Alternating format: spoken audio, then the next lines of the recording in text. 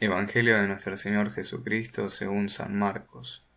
Juan predicaba diciendo: Detrás de mí vendrá el que es más poderoso que yo, y yo ni siquiera soy digno de ponerme a sus pies para desatar la correa de sus sandalias. Yo los he bautizado a ustedes con agua, pero él los bautizará con el Espíritu Santo. En aquellos días Jesús llegó desde Nazaret de Galilea y fue bautizado por Juan en el Jordán.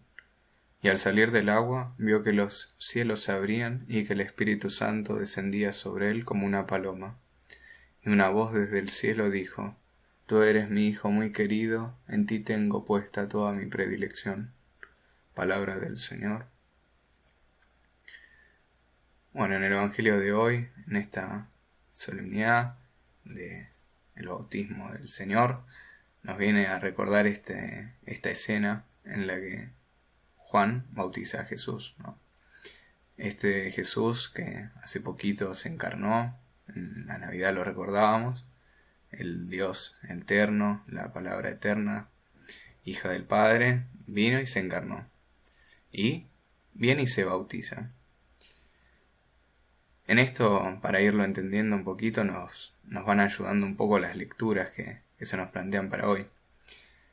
Primero, lo que nos dice Isaías, que dice: busquen al Señor mientras se deja encontrar, llámenlo mientras está cerca.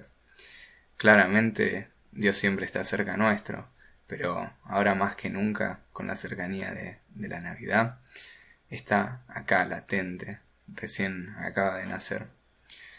Esto es un quererse buscar, este bautismo, ¿no? Esta palabra que vino y se encarnó, nos va a recordar Isaías, es una palabra que no vuelve estéril al Padre. Hace lo que el Padre quiere y cumple la misión que Él quiere.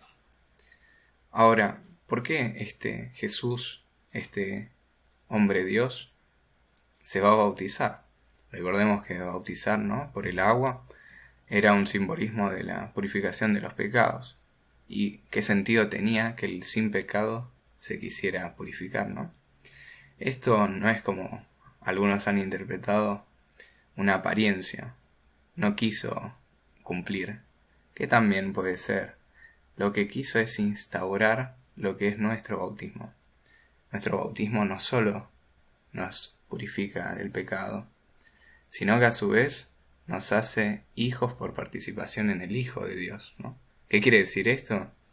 Que el que se encarnó, el que tomó carne humana, y en esta encarnación no hubo una descendencia, el Dios no se perdió, sino que la carne humana se elevó. También en este bautismo no es que Dios se hace de pecado para purificarse, o que lo hace a manera de apariencia, sino que en este bautismo confirma y establece el nuevo bautismo, el bautismo que nos hace hijos de Dios.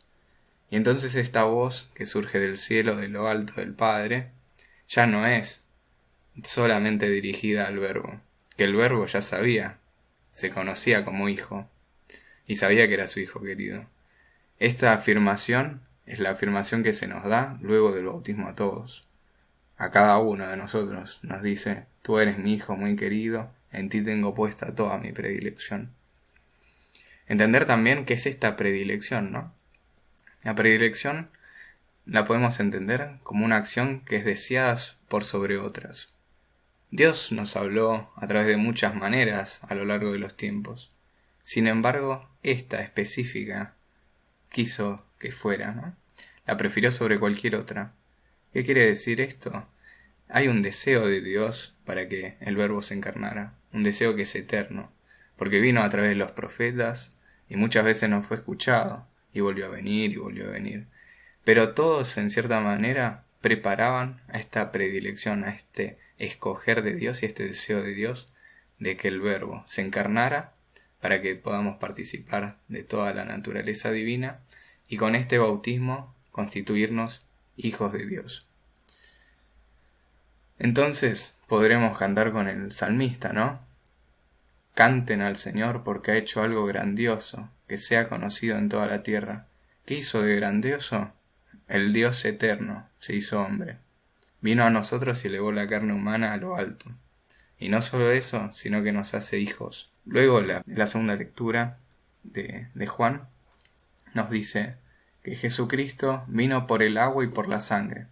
No solamente con el agua, sino con el agua y con la sangre.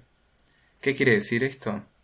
Que nosotros somos bautizados, ¿no? Dios vino, se encarnó y verdaderamente nuestra carne está presente en Él y participa de su divinidad.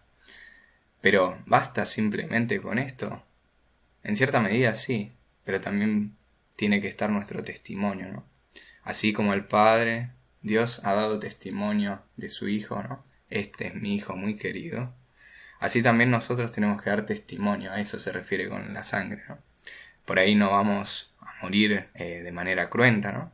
Pero muchas veces tenemos que morir a ciertas cosas, a tener ciertos martirios en la vida por nuestra fe. Y este testimonio, este ser testigo de el Dios que se hizo carne, es lo que nos invita en este bautismo. ¿Basta entonces con un bautismo para ser santos? Por supuesto. Pero también hace falta nuestras obras y también hace falta el testimonio. Buen domingo.